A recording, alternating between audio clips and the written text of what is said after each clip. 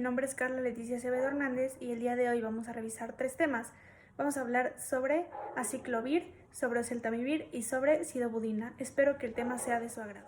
Los antivirales son fármacos que están destinados al tratamiento de las infecciones causadas por virus. Los virus son microorganismos intracelulares obligados que dependen del aparato biosintético del hospedador para su reproducción. Estos son microorganismos sencillos que consisten en ADN o ARN de una o dos cadenas dentro de una cubierta proteínica o cápside. Los antivirales eficaces son efectivos cuando inhiben los fenómenos de replicación específicos de virus o inhiben en forma preferente la síntesis de ácido nucleico o proteínas del virus. Recordemos de manera muy rápida y breve las fases de la replicación viral. La primera fase corresponde a la penetración en la célula, la segunda a la pérdida de la cubierta con la liberación del genoma viral, la tercera incluye la transcripción del genoma viral, la cuarta la traducción de proteínas virales, la quinta corresponde a las modificaciones después de la traducción, la sexta corresponde al ensamblado de componentes del virión y por último vamos a contar con la liberación por medio de la gemación o de la lisis celular. En este video vamos a hablar sobre 2 antivirales. El primero sirve para tratar infecciones por el virus del herpes simple tipo 1 y virus del herpes simple tipo 2. El virus del herpes simple tipo 1 generalmente ataca la cavidad bucal, la cara, la piel, el esófago y el encéfalo, y por lo tanto el virus del tipo 2 origina infecciones en los genitales, el recto, la piel, las manos y las meninges. Los 2 tipos de virus ocasionan infecciones graves en los recién nacidos. El aciclovir es un análogo nucleosídico de guanina acíclico al que le falta un 3-hidroxilo en la cadena lateral. In vitro es más activo contra el virus del herpes 1 y su actividad contra el virus del herpes 2 es en promedio la mitad. Su potencia es 1/10 contra virus del herpes zóster, virus de Epstein-Barr y su actividad es mínima contra el citomegalovirus. El mecanismo de acción incluye la inhibición de la síntesis del DNA del virus y su selectividad de acción depende de la interacción con 2 proteínas virales diferentes, la HSV timidina sinasa de HSV y la DNA polimerasa. La HSV timidina sinasa facilita la captación y la fosforilación inicial celular. Las enzimas celulares convierten el monofosfato de aciclovir en trifosfato de dicho antiviral, que aparece en concentraciones de 40 a 100 veces mayores en células infectadas por virus del herpes simple que en las no infectadas, y compite por el trifosfato de desoxiguanosina endógeno. El inmunosupresor micofelonato mufetilo potencia la actividad antiherpética del aciclovir al agotar las reservas intracelulares de D-GTP. El trifosfato de aciclovir en forma competitiva inhibe las DNA polimerasas virales y en mucho menor grado las DNA polimerasas celulares. Dicho trifosfato también se incorpora en el DNA viral, donde actúa como un terminador de cadena, porque carece del grupo 3-hidroxilo, por el mecanismo llamado de inactivación suicida. La plantilla de DNA terminada que contiene el aciclovir se une a la DNA polimerasa viral y con ello inactiva de modo irreversible. Las alteraciones de las enzimas virales son causadas por mutaciones puntuales e inserciones o también de lecciones de bases en los genes correspondientes. En cuanto a la absorción, la distribución y la excreción, tenemos que las concentraciones plasmáticas máximas son de 0.4 a 0.8 microgramos por mililitro, en promedio después del consumo de dosis de 200 miligramos y de 1.6 microgramos después de dosis de 800 miligramos. Con la administración intravenosa, las concentraciones plasmáticas máximas y mínimas promedio son de entre 9.8 y 0.7 microgramos después de administrar 5 miligramos por kilo cada 8 horas y de 20.7 después de administrar 10 miligramos por kilo cada 8 horas respectivamente.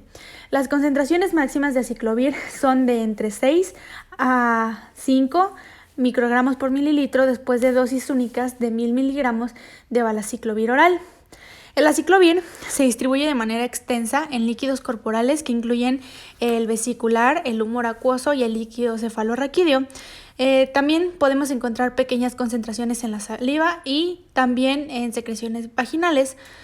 El aciclovir también se puede concentrar en la leche materna, el líquido amniótico y la placenta, y aquí vendría siendo que los niveles plasmáticos del recién nacido son similares a los de la madre. La absorción percutánea del aciclovir después de la aplicación tópica es pequeña. En cuanto a la semivida, tenemos que la semivida de eliminación del aciclovir del plasma es de 2.5 horas como límite y la semivida de la eliminación de aciclovir es de unas 4 horas en recién nacidos y aumenta a 20 horas en pacientes anúricos. La excreción renal del aciclovir no metabolizado se hace por filtración glomerular y la secreción tubular constituye el mecanismo principal de la eliminación.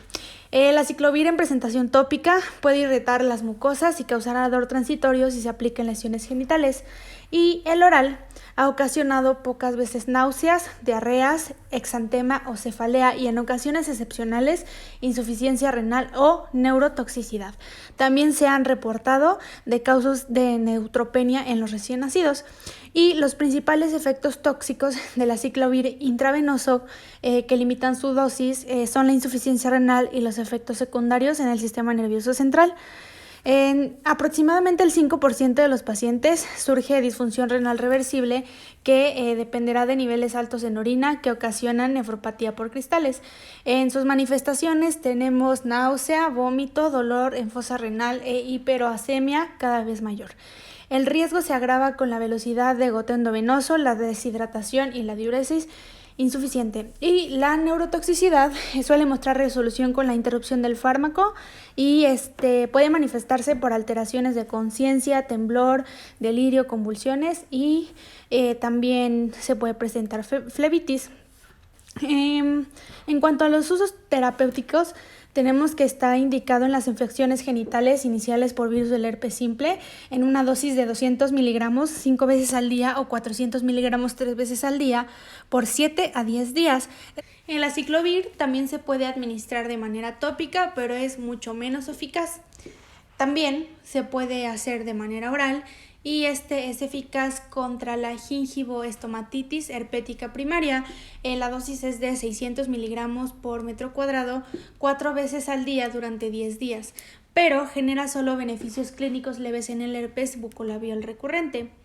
La profilaxis con aciclovir antes de la exposición reduce el peligro de manera considerable de recidiva en personas con infecciones recurrentes por virus del herpes simples inducidas por la luz solar. El aciclovir durante el último mes del embarazo disminuye la posibilidad de la dispersión del virus y en enfermos con mala respuesta inmunitaria que tienen infección mucocutánea por virus del herpes simple se pueden administrar 250 miligramos vía intravenosa de aciclovir por metro cuadrado cada 8 horas durante 7 días. Y esto puede acortar el tiempo de curación, también disminuye la duración del dolor y también tiene que ver con el periodo de dispersión del virus. Por lo tanto, el aciclovir intravenoso puede ser beneficioso también en casos de virus de herpes simple con diseminación visceral. Ok, algo que me faltaba mencionar es que el aciclovir oral, si se comienza en término de 24 horas de la aparición de las erupciones, ejerce efectos terapéuticos en la varicela en casos de niños y también de adultos. En menores que pesan hasta 40 kilos, la administración de 20 miligramos de aciclovir por kilo de peso hasta 800 miligramos por dosis 4 veces al día acorta cerca de un día la fiebre y también previene la formación de nuevas lesiones. También en ancianos con herpes zóster localizado, el aciclovir oral disminuye el dolor y acorta el tiempo de curación si se inicia en el tratamiento con un término de 72 horas de haber comenzado la erupción. Y también con el tratamiento del zóster oftálmico disminuyen las complicaciones oculares, en particular la queratitis y la uveitis anterior. Ok, esto fue todo por la parte del tema de aciclovir. Entonces vamos a continuar con el siguiente tema, que es sobre el oseltamivir, que es el tratamiento para la influenza. El carboxilato de oseltamivir es un análogo transicional del ácido siálico y es un potente inhibidor selectivo de las neuraminidasas de los virus de la influenza A y B. Para el mecanismo de acción y resistencia, tenemos que la neuraminidasa del virus de influenza separa los residuos terminales de ácido siálico y destruye los receptores reconocidos por la hemaglutinina viral que aparecen en la superficie celular, en los viriones hijos y en las secreciones respiratorias. Esta acción enzimática es esencial para liberar el virus procedente de las células infectadas. La interacción del carboxilato de oseltamivir con la neuraminidasa hace que se produzca un cambio conformacional dentro del sitio activo de la enzima e inhibe su actividad. La inhibición de la actividad de la neuraminidasa origina agregación viral en la superficie celular y una menor propagación del virus dentro de las vías respiratorias. En cuanto a la absorción, distribución y excreción, tenemos que el fosfato de oseltamivir oral se absorbe con rapidez y es desdoblado por esterasas en el tubo digestivo y el hígado hasta formar carboxilato activo. Se detectan concentraciones sanguíneas bajas del fosfato, pero la exposición es solo del 3 a 5% de la del metabolito. Se calcula que la biodisponibilidad del carboxilato se acerca al 80% y el lapso hasta alcanzar las concentraciones plasmáticas máximas de dicho carboxilato es desde 2.5 hasta 5 horas.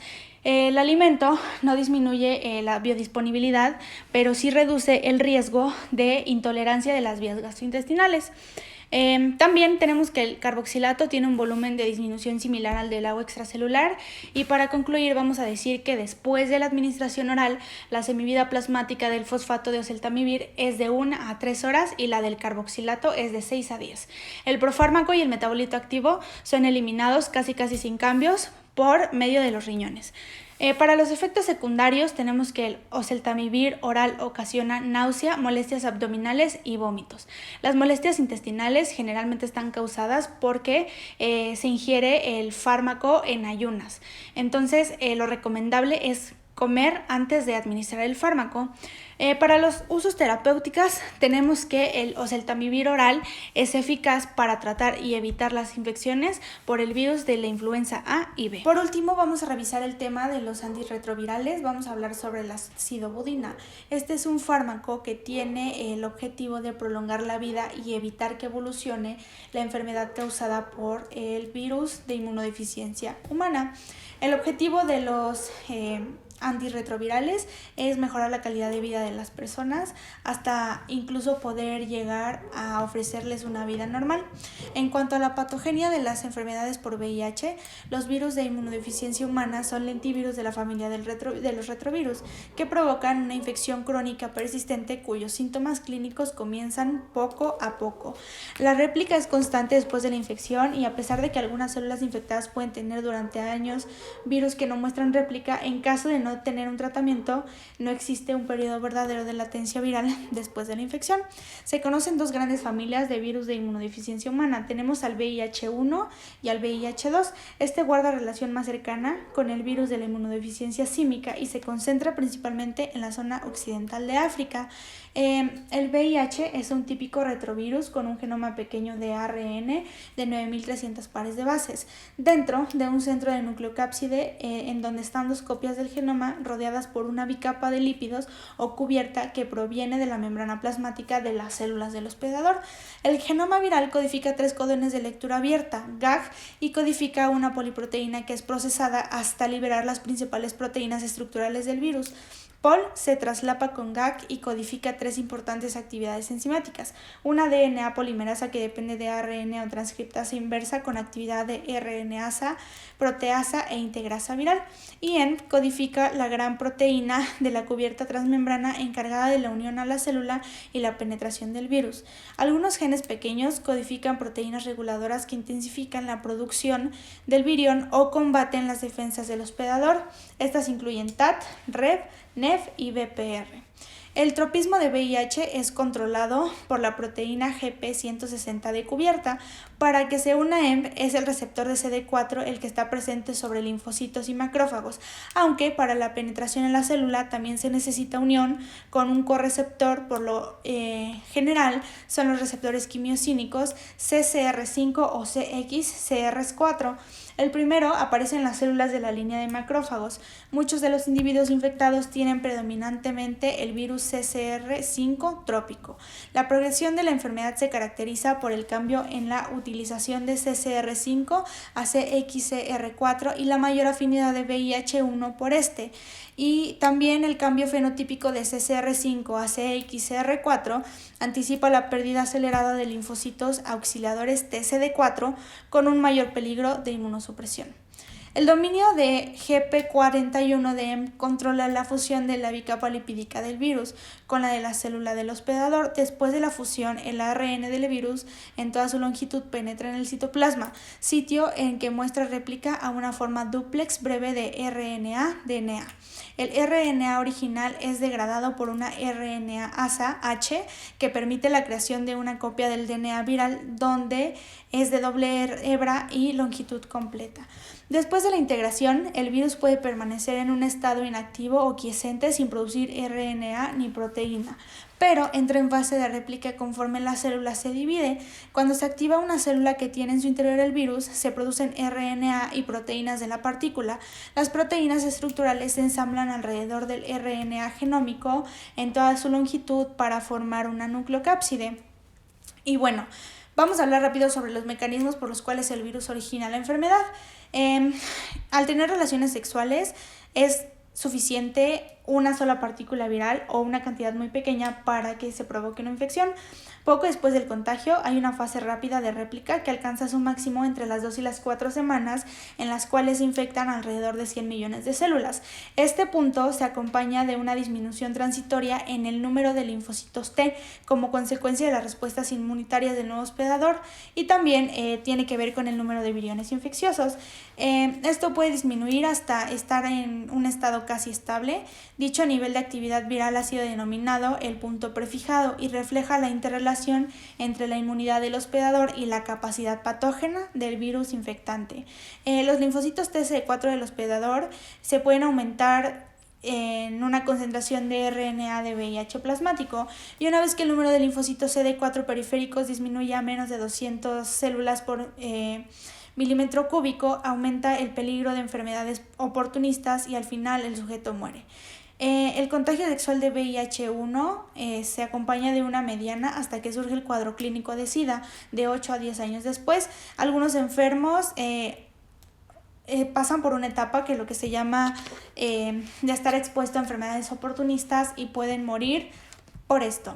Y bueno, ya una vez que se definió esto, podemos decir que la terapia eficaz se basa en la inhibición de la réplica de este virus. En cuanto a los antecedentes, tenemos que Howitz creó la sidobudina a partir de un nucleósido falso, y este es un análogo timidínico sintético con potente actividad in vitro contra retrovirus que incluyen al VIH1, al VIH2 y al virus linfotrópico humano.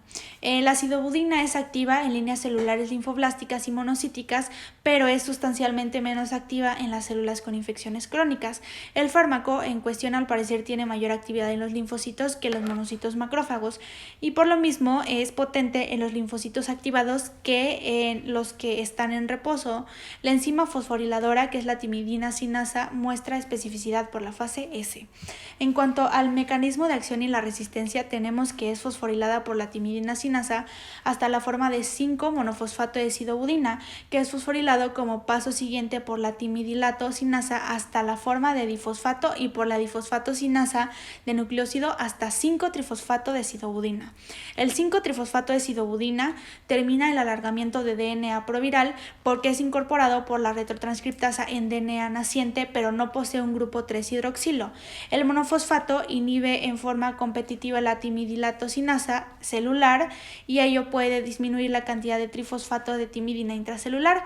El 5-trifosfato de sidobudina inhibe debidamente la polimerasa alfa de DNA celular, pero es un inhibidor más potente de la polimerasa gamma de mitocondria. Esto es muy ineficaz y por esta razón se acumula en el interior de las células grandes concentraciones de monofosfato y puede servir como un depósito precursor para la formación de trifosfato. Como consecuencia de esto, surge poca correlación entre las concentraciones extracelulares del fármaco original y las concentraciones intracelulares del trifosfato y también de las concentraciones plasmáticas mayores de sidobudina que no aumentan en forma proporcional con las concentraciones de trifosfato intracelular. En cuanto a la absorción, distribución y la eliminación, tenemos que la sidobudina se absorbe rápidamente y en un término de 1 hora alcanza concentraciones plasmáticas máximas. La semivida de la eliminación del compuesto original es mucho más breve que la del trifosfato intracelular, que es de 3 a 4 horas. Tenemos que la dosis adecuada es de 300 miligramos 2 veces al día y tenemos que está sometida a metabolismo rápido de primer paso por el hígado al convertirla en 5-glucuronisil sidobudina, lo cual limita su biodisponibilidad sistémica al 64% en promedio. Los alimentos pueden lentificar la absorción, pero no hay una interacción. El perfil farmacocinético de la sidobudina no está alterado notablemente durante el embarazo y las concentraciones del medicamento en el neonato son muy similares a las de su madre. Este fármaco original cruza en forma relativamente satisfactoria la barrera hematoencefálica y la proporción de líquido cefalorraquídeo y de plasma es de 0.6 aproximadamente. Este antiviral también es detectable en la leche materna, el semen y los tejidos fetales. Y para terminar, en cuanto a efectos secundarios, tenemos que se puede presentar fatiga, malestar general, mialgias, náusea, anorexia, cefalea e insomnio. Y también muy a menudo surge la supresión de la médula ósea en forma de anemia y granulocitopenia preferentemente. También en personas por enfermedad avanzada de VIH existe un número muy pequeño de CD4 y en aproximadamente el 90% de todos los pacientes aparece macrocitosis citrocítica, por lo común que no se acompaña de anemia. La administración de sidobudina por largo tiempo se vincula con la hiperpigmentación de las uñas y puede aparecer miopatía de músculo de fibra estriada y puede provenir de agotamiento del DNA mitocóndrico y muy a menudo como consecuencia de la inhibición de la polimerasa y de DNA. Rara vez llegan a ocurrir efectos tóxicos graves en hígado como esteatosis y acidosis láctica. Y bueno, nada más ya por último, tenemos que los usos terapéuticos es que está indicado en el tratamiento para adultos y niños infectados de VIH y para evitar la transmisión de dicho virus de la madre a su hijo. Y también es recomendado el uso para la profilaxia después de una exposición del personal expuesto al VIH.